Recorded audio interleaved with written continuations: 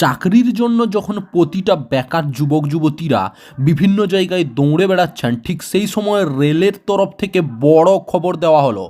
রেলের তরফ থেকে এবার নতুন বছরের শুরুতেই নিয়োগের জন্য বিজ্ঞপ্তি জারি করা হয়েছে। Rail recruitment board station master এবং সহকারী স্টেশন মাস্টার পদে নিয়োগের জন্য বিজ্ঞপ্তি জারি করেছে। রেল রিক্রুটমেন্ট বোর্ডের তরফ থেকে যে বিজ্ঞপ্তি জারি করা হয়েছে, সেই বিজ্ঞপ্তি অনুযায়ী প্রায় 5,500 কর্মী নিয়োগ করা হবে। এই নিয়োগ সংক্রান্ত যাবতীয় তথ্য জানা যাবে www.rrbcdg.gov.in ওয়েবসাইটে, এবং সেখানেই অনলাইনে আবেদন করার সুযোগ রয়েছে। নিয়োগের ক্ষেত্রে পরীক্ষার মাধ্যমে উপযুক্ত প্রার্থীদের বেছে নেওয়া হবে। প্রথমে লিখিত পরীক্ষা এবং লিখিত পরীক্ষায় উত্তীর্ণদের ইন্টারভিউর মাধ্যমে বাছাই পর্বের পর চাকরির সুযোগ দেওয়া হবে।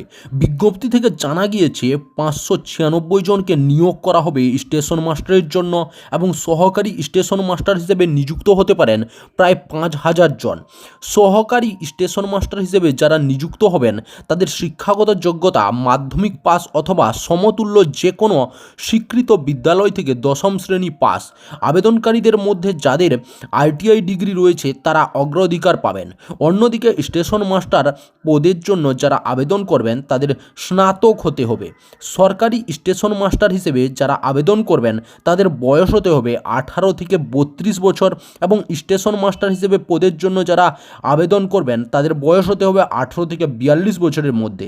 স্টেশন মাস্টার পদের জন্য বেসিক পে রাখা হয়েছে 36,500 টাকা থেকে 41,000 টাকা। সহকারী স্টেশন মাস্টারদের বেসিক পে 35,400 টাকা।